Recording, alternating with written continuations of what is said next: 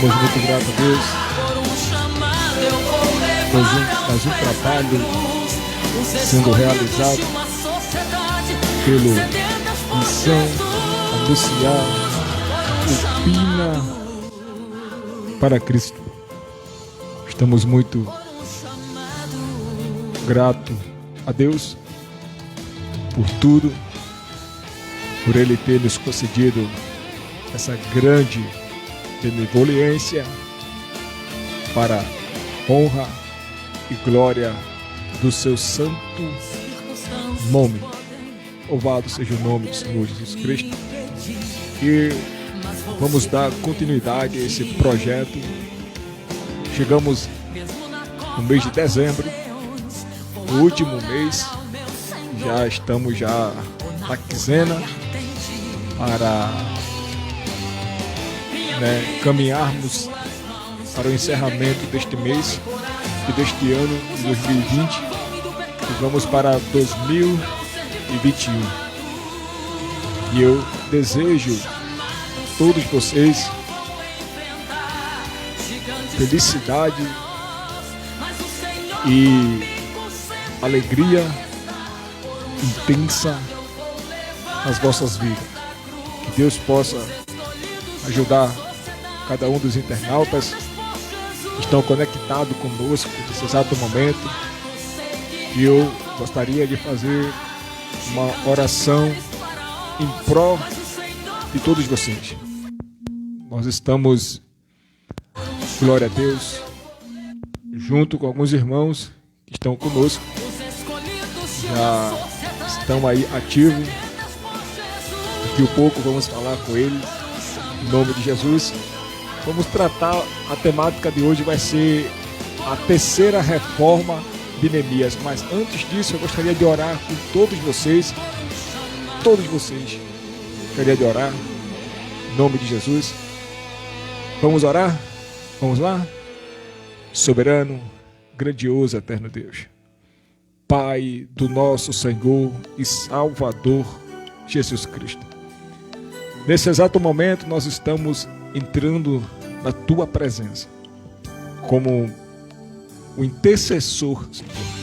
Nós temos muitas pessoas conosco nesse exato momento através da Sua rede social, Senhor. Abençoe-os em nome do Teu Filho Jesus.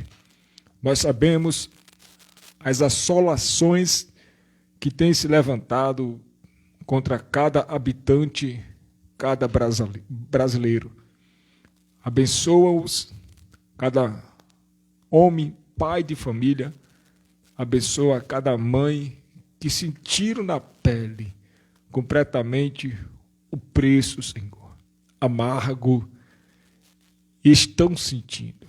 Só o Teu bálsamo é que pode, ó Deus, refrigerar tudo aquilo que lhe traz tormenta e aflição. Nesse exato momento estou pedindo, ó Deus, abençoa cada missionário, não esquecendo deles, que estão em outras regiões, Senhor. Estão em outros países que foram enviados por ministério daqui do Brasil para outros países. Ajude-os cada dia mais nessa sua caminhada e que eles possam glorificar o nome do Teu Filho Jesus e fazer com que o nome do Teu Filho Jesus torne conhecido como o único e suficiente Salvador. Abençoa cada pastor, Senhor, brasileiro, de todos os lugares que estão com a mão no arado, ainda como um mordomo fiel. Abençoa também todos os evangelistas, presbíteros, diáconos, todos aqueles envolvidos no corpo ministerial. Abençoa, Pai, todos aqueles que estão envolvidos no trabalho de música, de cântico, estão envolvidos para a honra e louvor do Teu nome.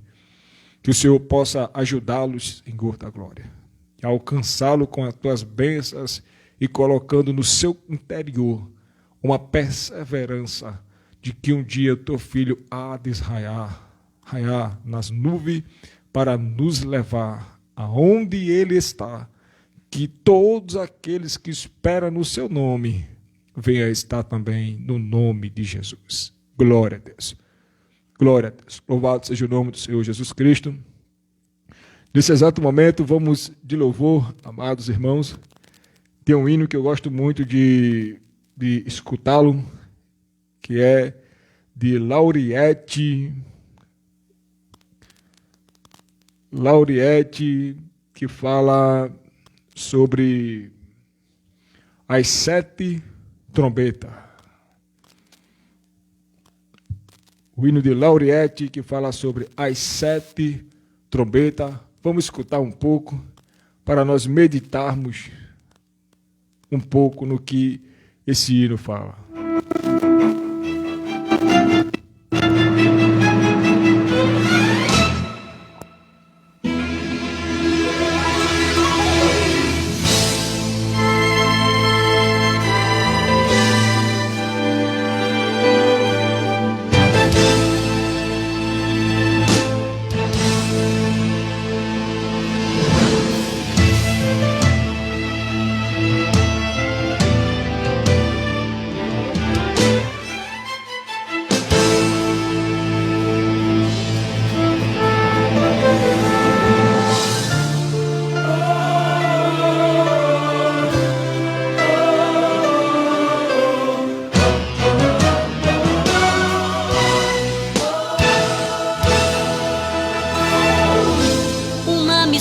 De sangue com fogo, a terça parte deste mundo queimará. Eu quero estar distante, quero estar no céu, quando o anjo a primeira trombeta tocar. Um grande meteoro vai cair no mar, pela segunda vez que a trombeta soar, levando a terça parte à destruição. Não quero estar presente nesta ocasião.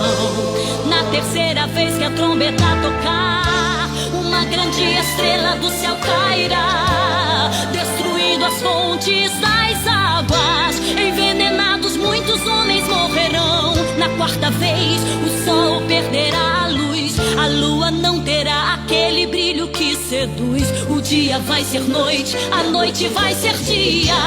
Eu quero estar na glória junto de Jesus. Breve virá,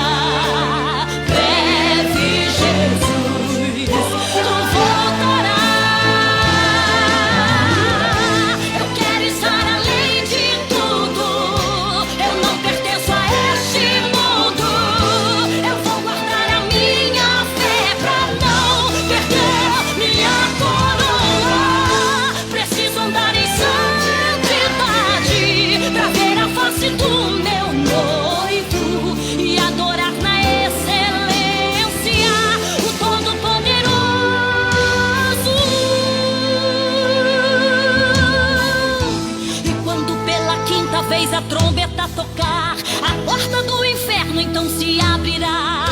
O mal será liberto para atormentar aqueles que não foram fiéis a Jeová. Os homens vão querer a morte se entregar, e certamente deles ela fugirá. Desesperadamente vão gritar perdão, durante 5 meses assim ficarão. E quando pela 6ª vez a trombeta tocar, 200 milhões de anjos do inferno virão. São eles cavaleiros da destruição, matando a terça parte da população. E quando o 7º anjo tocar a última trombeta, haverá no céu grandes vozes que dirão: os reinos do mundo vieram a ser do nosso Senhor Jesus Cristo, e Ele reinará para sempre. E os 24 anciãos que estão assentados em seus tronos diante de Deus se prostrarão sobre seus rostos e adorarão em espírito e em verdade. Oh, aleluia! Não quero estar aqui quando as trombetas tocarem. Não quero estar aqui, eu quero estar com Jeová. Eu vou me preparar, eu vou me preparar. Aqui não vou ficar, aqui não vou ficar. Eu quero estar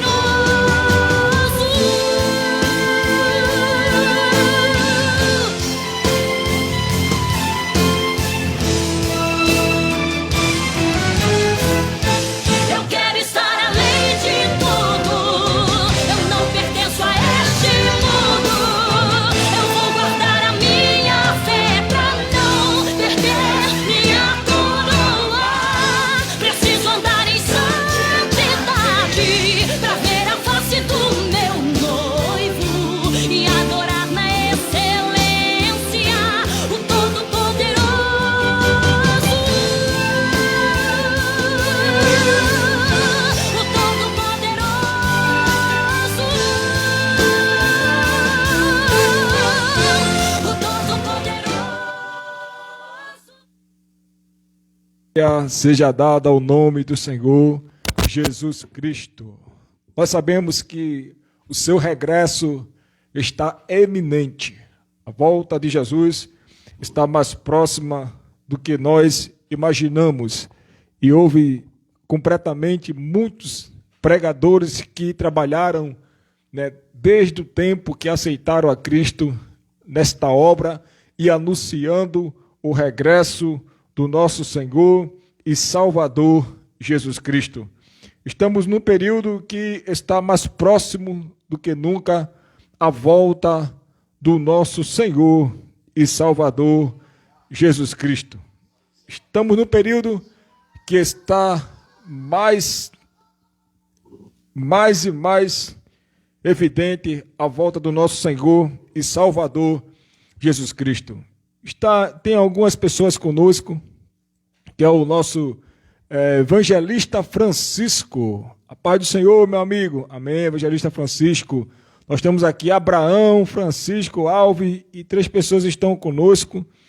Que Deus abençoe vocês poderosamente. Que Deus possa fazer, em nome de Jesus, resplandecer na vossas vidas a sua glória, a sua paz, no nome de Jesus, e que o nome do Senhor Jesus venha a ser glorificado para todo sempre na vida de vocês. Na verdade, na vida de vocês. A programação de hoje nós vamos falar sobre a terceira reforma de Neemias. Vendo aqui através do celular, vemos que nós temos que posicionar melhor o celular, mas vamos dar para a gente trabalhar daqui até lá. Vamos falar sobre a terceira reforma de Neemias. Isso aí. A terceira reforma de Neemias. E vamos nos basear categoricamente no livro de Neemias, capítulo 13. Vamos ver ali a terceira reforma. Todavia, nós entendemos acerca que Jerusalém, seus muros estavam destruídos e a porta queimada a fogo. E aí, o que fazer nesse exato momento? Viajaram de Jerusalém até Suzã, onde estava Neemias, e deram-lhe uma resposta de uma pergunta que Neemias fez: como é que está o povo? Então nós vamos falar sobre a terceira reforma. Além da primeira e a segunda, que era o muro e as portas, havia a terceira reforma, que essa era a principal. Eu acredito que a terceira reforma faz parte da vida de qualquer homem, de uma cidade, de um estado e de um país. Isso mesmo. Envolve completamente. Essa terceira reforma de Neemias envolve a reforma de uma cidade, de um estado, de um país. Em nome de Jesus. E de uma família também. Exige essa terceira reforma. Mensagem de hoje nós vamos falar sobre a terceira reforma de Neemias, no nome de Jesus. E gostaria de colocar mais um hino para a nossa meditação. É isso aí. Mais um hino para a nossa meditação. Que Deus possa, em nome de Jesus, nos ajudar, para a honra e a glória do seu santo nome, porque trabalhar dentro da terceira reforma nunca vai ser fácil, e a todos aqueles trabalhadores que estão no campo, nunca vai ser fácil, nunca vai ser fácil. Eu vou falar para vocês porque foi difícil para Neemias desenvolver a terceira reforma. Fácil para ele foi restaurar o muro e os portões, mas a terceira reforma foi um pouco difícil para a pessoa de Neemias.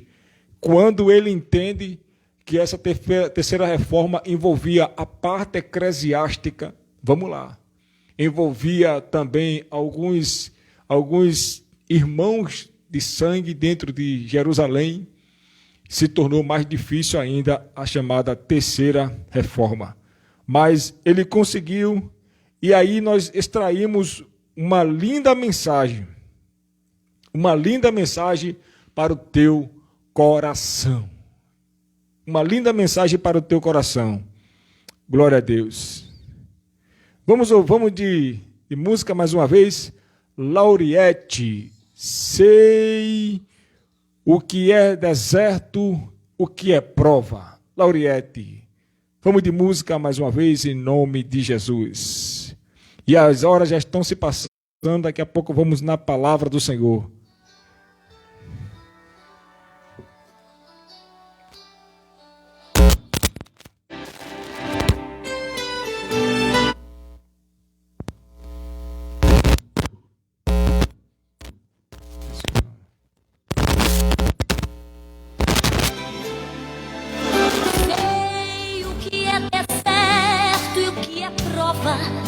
O que é vale, o que é cova.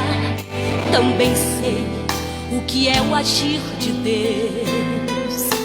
Sei o que é entrar numa fornalha, enfrentar uma batalha, ser perseguido só por ser fiel. Eu sei que o inimigo fez de tudo pra roubar o meu sorriso e os sonhos que sonhei. Quantas lágrimas pra escrever a minha história, mas eu conquistei vitórias que jamais esquecerei. Nos momentos de sofrimento e dor, o meu Deus me ajudou. Por isso eu aqui cheguei. Eu enfrento a Acabe, desafio a Baal. Eu prego a verdade, fujo de Jezabel. Sou como Elias, pode alguém não gostar, pode até me chamar perturbador de Israel. Sou mais um João Batista, não aceito pecado e não tenho medo da repercussão. Deus me chamou para ser um profeta, não escondo a verdade, não me vendo não. Sei que Deus é comigo, sei que eu sou ungido. Eu fui separado, sou um vaso de Deus. Paguei um preço pra ser aprovado, mas hoje estou sendo honrado. Vale a pena ser fiel a Deus, vale a pena ser fiel, vale a pena ser fiel, vale a pena ser fiel, vale a pena ser fiel, vale a pena ser fiel, vale a pena ser fiel, vale a pena ser fiel, vale a pena ser fiel.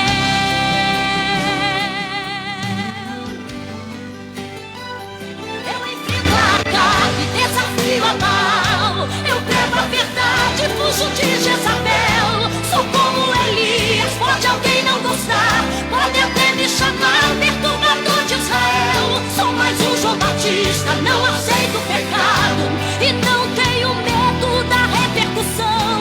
Deus me chamou para ser um profeta, não escondo a verdade, não me vendo não. Sei que Deus é comigo, sei que eu sou ungido. Eu fui separado, sou um vaso de Deus. Paguei um preço pra ser aprovado, mas hoje estou sendo honrado. Vale a pena ser fiel a Deus, vale a pena ser fiel, vale a pena ser fiel, vale a pena ser fiel, vale a pena ser fiel, vale a pena, vale a pena, vale a pena ser fiel, vale a pena ser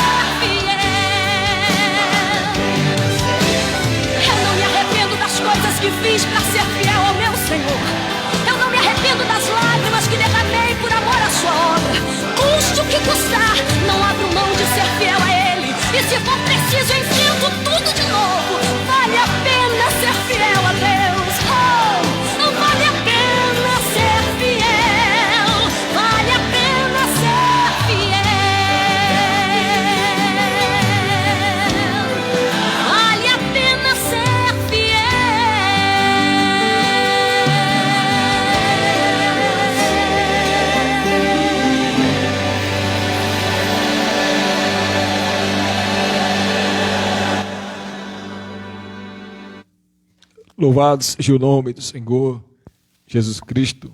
Ouvindo o conselho de Lauriette, vale a pena nós sermos fiel ao Senhor Jesus Cristo. No nome de Jesus, vale a pena nós ser fiel nesta grande batalha, nesta grande luta, e não esmorecer, mas ser fiel ao Senhor Jesus Cristo. Vamos agora para a meditação da palavra do Senhor. Eu estava incomodado para trazer um pouco desta palavra, a terceira reforma de Neemias. E se você puder nos ajudar, em nome de Jesus, ajude muitos a entender sobre esta reforma de Neemias, levando a eles, em nome de Jesus, esse conhecimento que vai ser tão útil para as suas vidas. De repente, ele possa pensar que levantando o muro, colocando as portas, era tudo que era necessário. Mas depois, olhando para dentro de si, está faltando a palavra de Deus. Se o dono de casa se o Senhor não edificar a casa em vão, ou vigiar a casa em vão, vigia o sentinela. E nos muros de Israel tinha muito sentinela vigiando. Mas a apostatação fez com que os sentinelas não conseguissem dar um alerta para todo o povo. Em vão eles vigiaram, ficaram apostatados da palavra. Vamos de palavra do Senhor, Neemias capítulo 13, até do capítulo 13, versículo 1 até o 6, que diz assim, Neemias. Livro de Neemias, conhecido como um livro histórico. Naquele dia leu-se no livro de Moisés, na presença do povo, e achou-se escrito nele que os amonitas e os moabitas não entrassem jamais na congregação de Deus, porque não tinha saído ao encontro dos filhos de Israel com pão e água, mas tinha assalariado contra eles a Balaão para os amaldiçoar. Contudo, o nosso Deus converteu a maldição em bênção. Ouvindo eles esta lei, excluíram de Israel todos os de descendência estrangeira. Antes disto, Eliasibe, sacerdote, fora encarregado da câmara da casa do nosso Deus, sendo parente próximo de Tobias. Fizeram-lhe uma câmara grande, onde antes se depositavam as ofertas de cereais, o incenso, os utensílios e os dízimos do grão, do vinho e do azeite, que se ordenara para os levitas, cantores e porteiros, como também as ofertas alçadas para os sacerdotes. Mas quando tudo isto acontecia, eu não estava em Jerusalém, pois no 32º ano do rei Artaxerxes, rei de Babilônia, fui ter com o rei. Ao cabo de alguns dias, pedi licença ao rei. Terceira reforma de Neemias. Essa palavra muito que me fora importante. Eu confesso a todos vocês que estão nesse exato momento conosco, que eu já ouvi muitos expositores bíblicos trabalhando a sua exposição, desenvolvendo os seus trabalhos nos púlpitos acerca do muro e dos portões que pegaram fogo.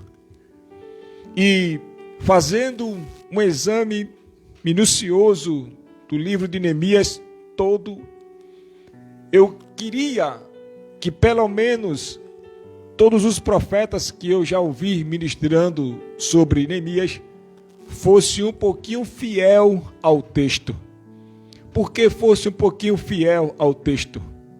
O que causou uma destruição do muro e das portas foram completamente as desobediências daqueles habitantes daquela localidade, de dentro da cidade.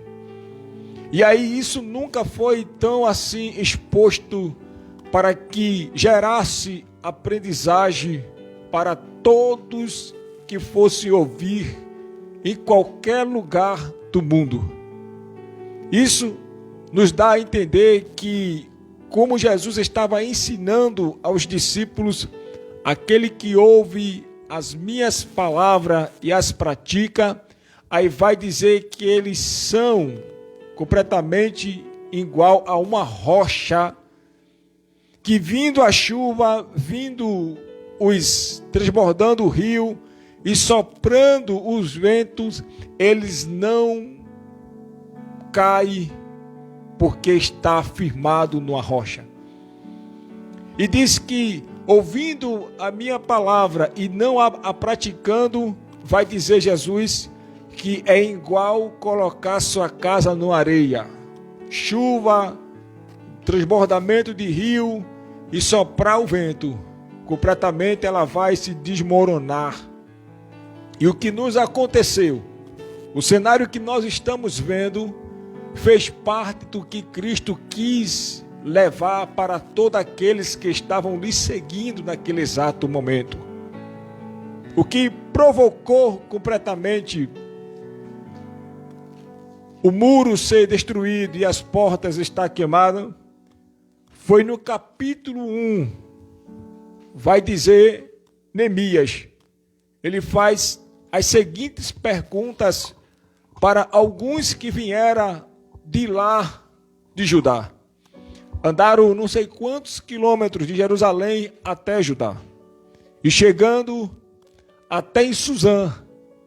Chegando em Suzã, Neemias, que estava ciente daquilo que estava a acontecer dentro de Jerusalém, ele estava ciente que houve uma invasão, ele estava ciente que outros reis fora e tomou completamente o povo que se encontrava dentro de Jerusalém, em Judá.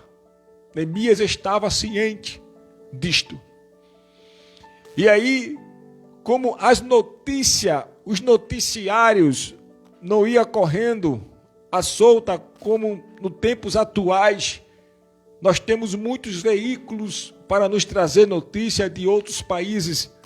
Naquela época não tinha tanto noticiário, não estavam suprindo os fatos que estavam acontecendo dentro de Jerusalém. Não sei quantos dias passaram para que Neemias ficasse ciente dos ocorridos dentro de Jerusalém. Só sei que 20 anos era o período que esse primeiro rei da Pérsia estava, e Neemias, ele tinha um cargo muito importante, porque era um cargo de alta confiança desse rei da Pérsia. Neemias tinha, ele era copeiro e ele era de alta confiança. Então ele tinha uma aproximação muito grande perante esse rei da Pérsia. E também porque experimentava, primeiro do que ele, o vinho para ver se havia envenenamento. Segundo, o livro de Neemias relata que, mesmo ele estando exilado, ele não perdia o brilho de servir aquele rei da Pérsia primeiro. Sempre ele ia completamente até o rei e servindo como todavia ele estava. Isso significa que o coração, orgulhoso, alegre, transparecia na sua fisionomia, na sua face. E todavia ele fazia o seu trabalho com muito orgulho e dignidade. Até que um dia, quando ele fala que foi no 20º, e significa 20 anos do reinado da Pérsia, vieram alguns irmãos, ele cita irmãos de Judá, e ele pergunta como estava a cidade, os seus amigos, os seus conterrâneos. Como já falei a vocês que o noticiário não corria à solta, então não sei quantos dias ele esperou para perguntar aos que vinham de Jerusalém, de Judá. E ele pergunta, e a resposta completamente de alguém que lhe informa o noticiário de dentro de Judá, de dentro de Jerusalém, deixou completamente ele totalmente triste dentro do seu interior. As primeiras palavras foram: as portas estão queimadas, os muros estão totalmente derrubados. E ele começa a fazer com que Neemias entendesse que dentro de Jerusalém havia opróbrio, havia desespero, havia completamente uma calamidade intensa. E aí, essas informações, essa notícia, quando chegou nos ouvidos de Neemias, que toda vez servia o rei primeiro, 20 anos de reinado, ele servia com muito orgulho, servia com muito prazer, porque o seu coração estava alegre, sem saber a notícia de lá de Jerusalém. Foi desta vez que o seu coração ficou completamente triste e transpareceu na sua fisionomia. Eu quero falar que essa reação da pessoa de Neemias demonstra ser ele uma pessoa, um líder. Demonstra ser amante, um patriotismo que ele tinha dentro da na sua cidade, do seu povo, do seu lar. Além que o fundo histórico trazia que Neemias talvez tinha nascido dentro do exílio. Mas ele estava ciente do que aconteceu lá. Mas as seguintes informações lhe entristeceu ao ponto que Neemias nos ensina.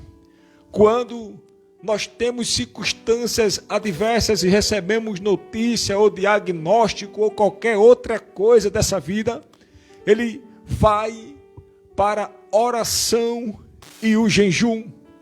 Duas coisas que no século 21, não vou dizer todos, duas coisas que no século 21 esqueceram: jejum e oração.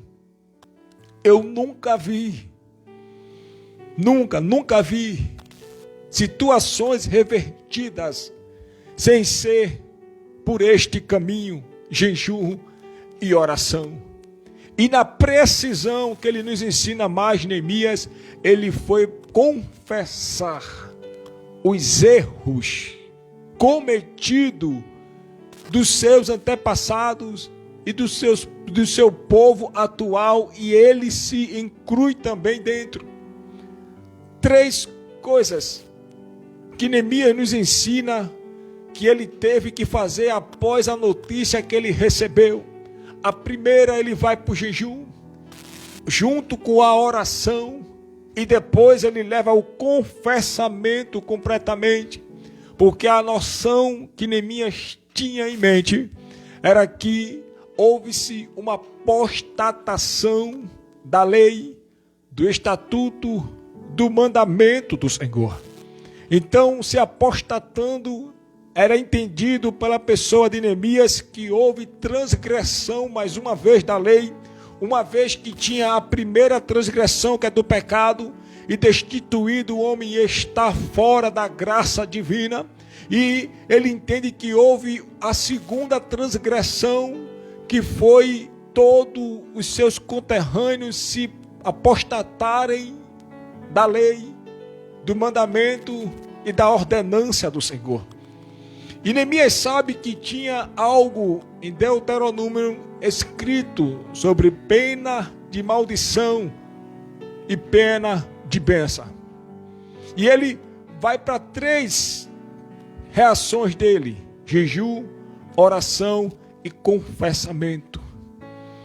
Líder, esclarecido e sabendo que o Deus de Israel nunca vai ouvir corações que ocultam segredo dentro deles sem antes revelar completamente na oração e no jejum ao Senhor. O que Neemias nos mostra é que ele estava querendo esboçar uma reação diante de Deus. E aqui, quando ele vai buscar o jejum, a oração e o confessamento de pecado, ele está querendo reagir, mas isso, ele está com o coração contrito, o coração triste, e ele vai até a presença mais uma vez na sua ordenança, no seu ofício como copeiro, ele vai levar diante do rei. E o rei, percebendo completamente a situação facial de Neemias, não fica muito alegre e pergunta a ele o porquê ele estava daquele jeito, daquela maneira. Segundo o relato de Neemias próprio, ele disse que temeu com aquelas palavras. Vai lá ele entender porque ele temeu. Porque ele tinha que se apresentar diante do rei com alegria. Como é que se tem alegria? Como é que se tem completamente status que ele tinha? Como é que ele tem também segurança que Neemias tinha? Como é que ele tinha também completamente um bem-estar, porque ele estava no palácio servindo ao primeiro rei da Pérsia que Neemias tinha? Como é que era ter isso e esquecer completamente dos seus conterrâneos lá, sabendo que as portas estavam queimadas a fogo e sabendo que os muros completamente estavam derrubados? E aí Neemias sentiu dentro dele, nada que estava em sua volta lhe favorecendo, ele não olhava para as suas estabilidades. Neemias mostra um líder presencial e que mostra que ele tinha sentimento pelos seus conterrâneos. Ele vai se entristecendo por dentro. Nenhum patrimônio que Neemias tinha fez ele ficar alegre diante de uma notícia ruim. Deixa eu liberar uma palavra para você. Eu sei que tem muitos ministros que estão bem sucedidos. Eu sei que tem muitos ministros que têm completamente muito patrimônio, que tem uma conta boa, que tem uma conta boa completamente, e não fica igual Neemias ficou quando ouviu, e quando ele começa a perceber que tem alguns irmãos que estão em aflição, alguns irmãos que estão em opróbrio, alguns irmãos que estão completamente sem ter o que comer. E aí esses irmãos ouvem essas palavras e não ficam igual Neemias ficou. Eu desconfio completamente do seu sentimento para com Deus. Eu desconfio completamente se foi o Senhor que te chamou para essa grande obra. Porque, veja bem, quem tinha toda a estabilidade era Neemias, mas Neemias ficou sensibilizado com uma situação de lá de dentro de Jerusalém, quando os de Judá disseram a ele que o povo lá dentro estava em opróbrio, que o povo lá dentro estava em grande aflição, que o povo lá dentro completamente estava sem estabilidade. Escuta, quem tinha estabilidade era Neemias, mas ele aqui nos ensina, a mim, porque eu sei que tem muitos pregadores que estão correndo atrás de estabilidade, vai pregar por causa de estabilidade, e tem uma população totalmente fora da lei de Deus, dentro completamente da ira de Deus, e eles não se comovem em querer resgatar esse povo. Como é isso? Como faz isso? Que espírito esses pregadores têm hoje? Que liderança você tem soberbo dentro do seu coração? soberbo interiormente. Pregavam sobre a história de Neemias, mas nunca ficaram sensibilizados com o clamor de um povo que está perecendo e indo para o inferno. Todo dia, os noticiários nos noticia para nós como estão a situação de 7,8 bilhões de habitantes, estão em opróbrio, estão completamente necessitados, e se morrerem no estado que estão, vão completamente provar da ira de Deus.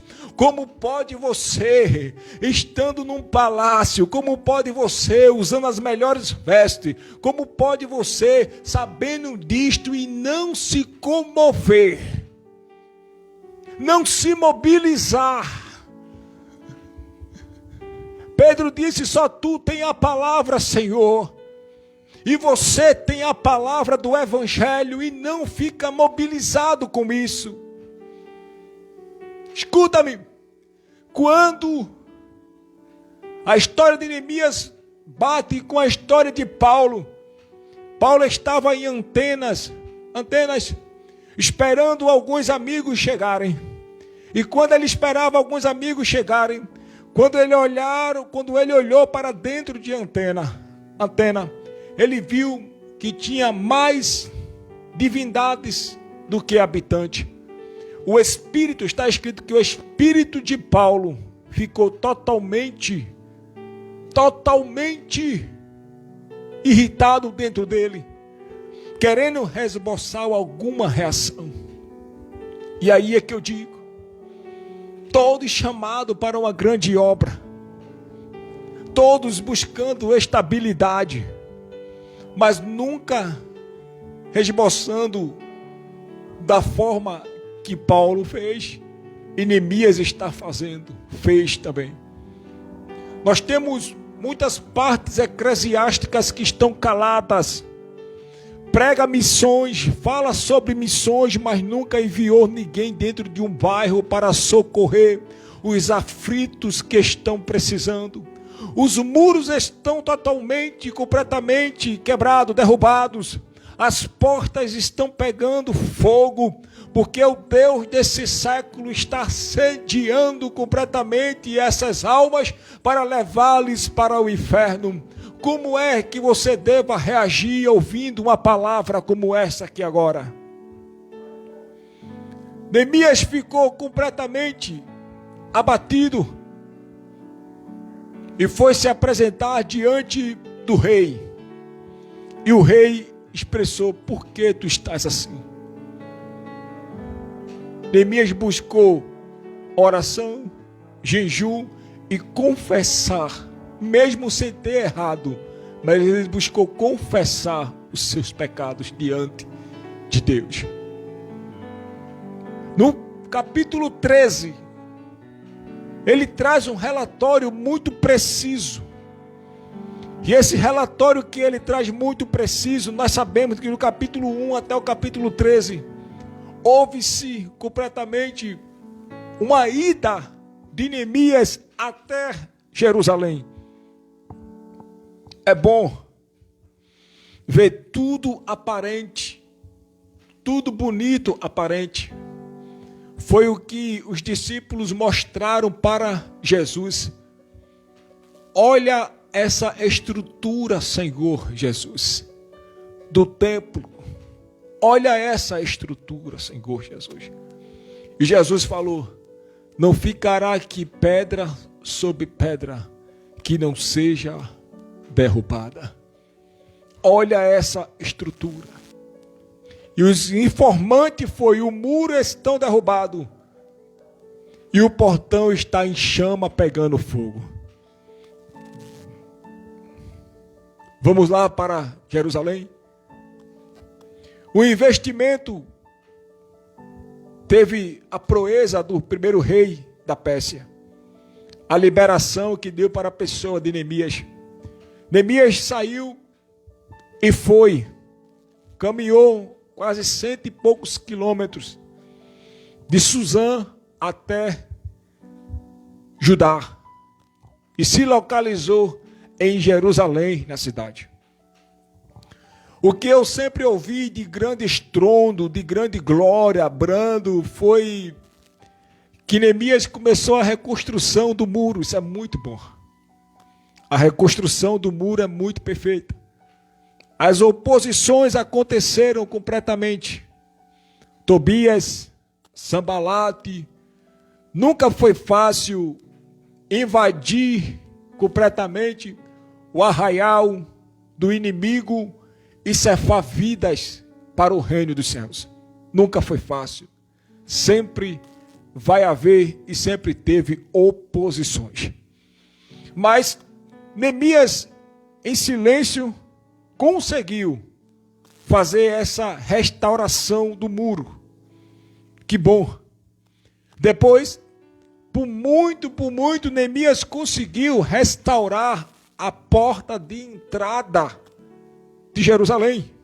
Oh, glória! Uma missão de Neemias, ele conseguiu.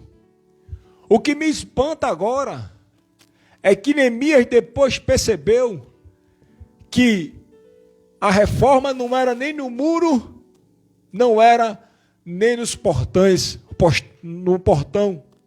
A reforma era interna, dentro dos portões e do muro de Jerusalém.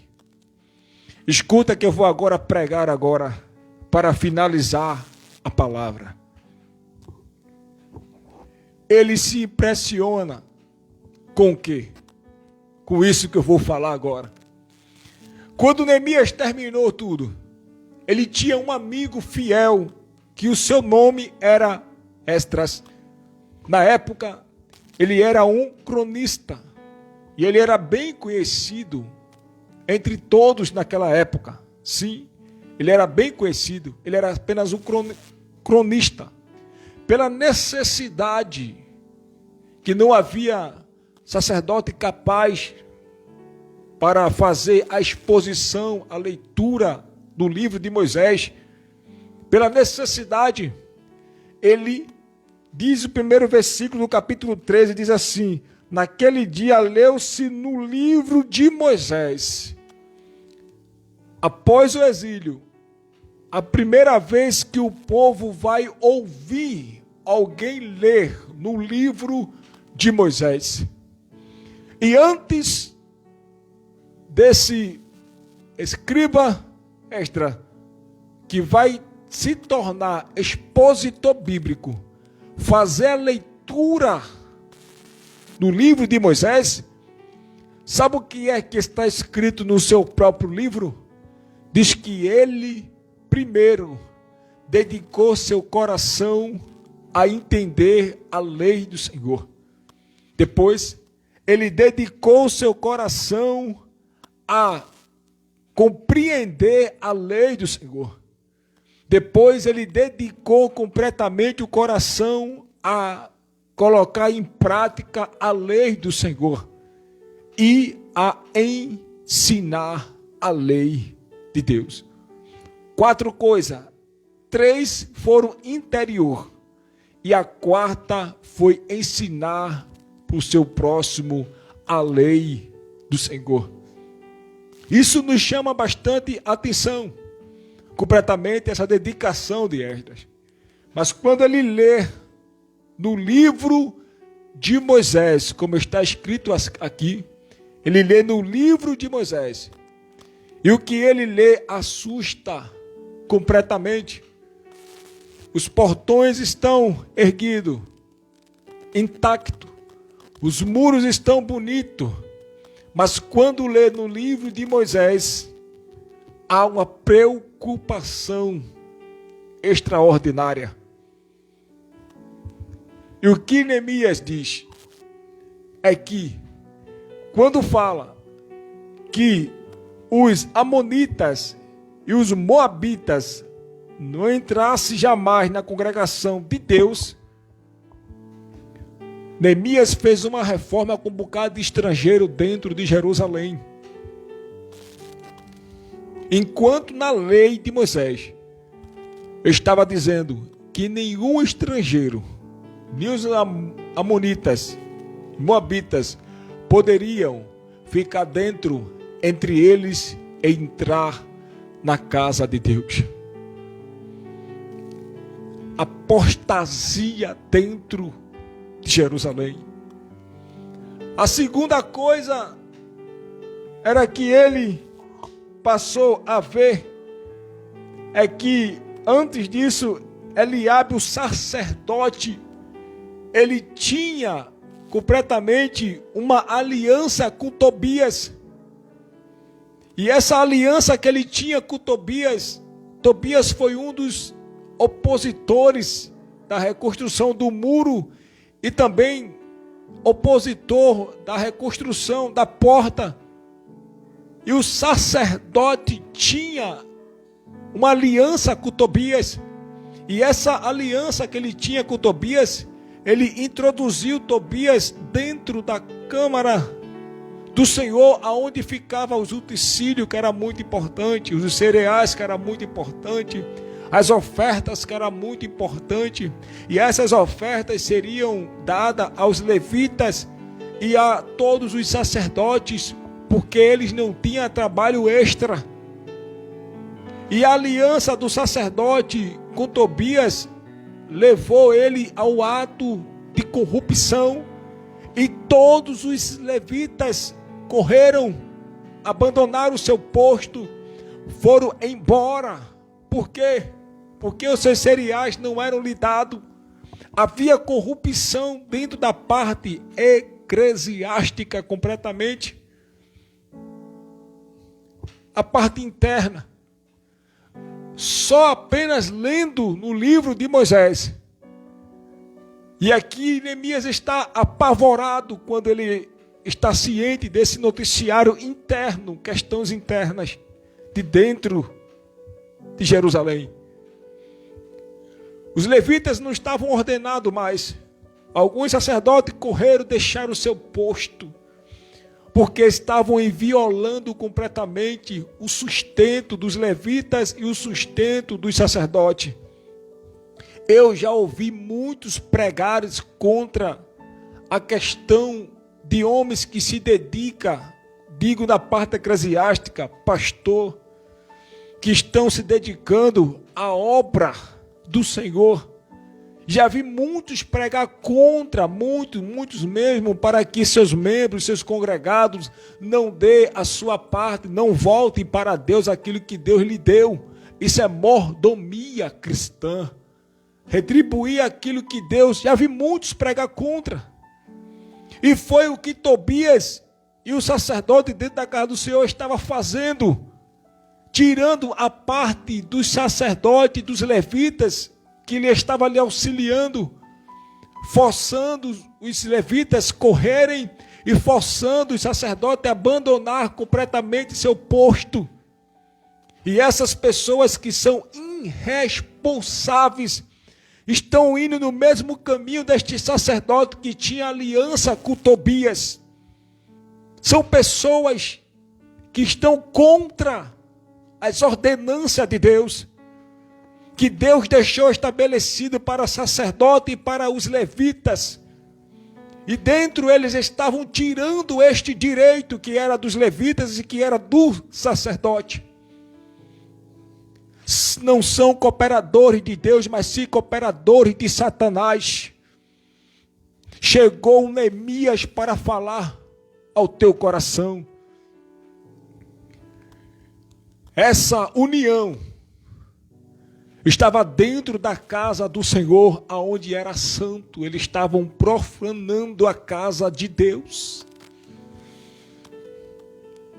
Muitas pessoas que se lançaram ao ministério também são essas pessoas que não faz caso da obra com fidelidade, não são de jeito e maneira trabalhadores fiéis, mordomos fiéis, e aí sofre todos aqueles que uma vez botou a mão no arado, com divisões, com facções e com outras coisas mais, faz os membros e congregados desanimarem de ir para a congregação, e aí dá uma baixa muito grande no sustento dos líderes.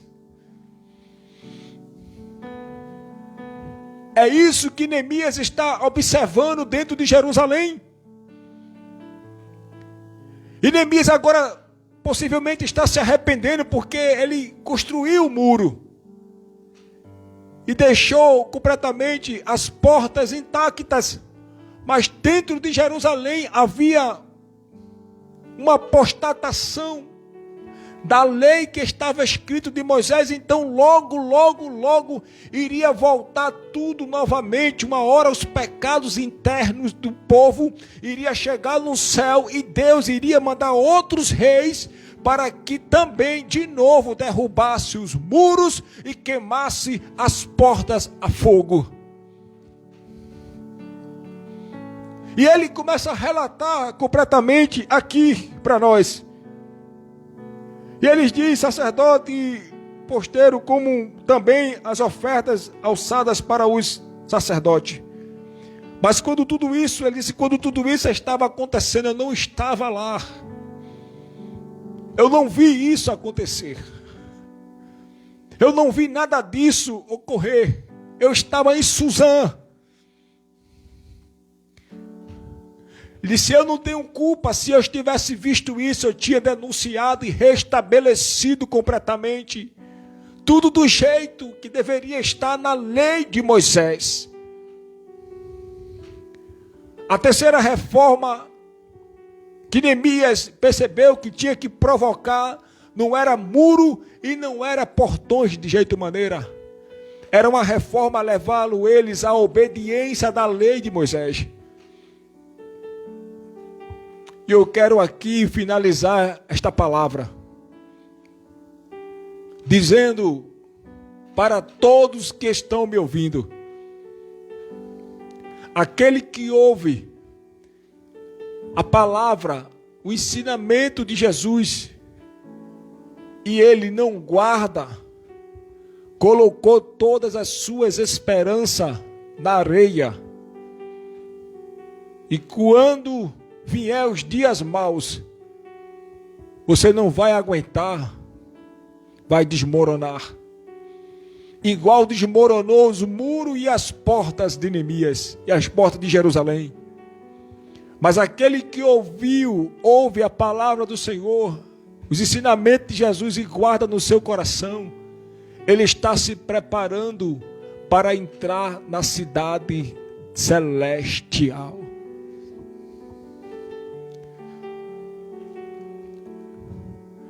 E diz Jesus, o meu povo erra por não conhecer as Escrituras Sagradas. Quem trouxe novamente a exposição que foi de dentro para fora foi Esdras. Nós estamos precisando de Neemias e de Esdras, trazendo fielmente a exposição, o ensinamento, levando homens e mulheres a ser discípulos ensinados a guardar a doutrina de Jesus, não a doutrina de homens, a doutrina de Jesus. Por eles estarem apostatados da lei de Moisés, foi que os muros e totalmente as portas ficaram destruídas. Talvez você esteja aqui aprendendo os males que está lhe sobrevindo sobre a sua vida são males provocados pelas desobediências que você tem interna com relação à palavra do Senhor. Não adianta deixar tudo bonito por fora e interiormente apostatado da palavra de Deus. Quando Neemias percebeu, só essas reflexões que eu trouxe para vocês. Quando Neemias percebeu isso, ele disse, eu não estava nesses dias quando isso estava acontecendo. O papel de um líder é se sentir agora sensibilizado. E além de estar sensibilizado, é entrar na terceira reforma, fazer discípulos, fazer-os guardar a palavra do Senhor. E aqui para nós, a tua palavra escondi.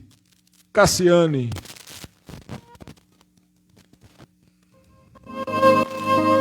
Medita.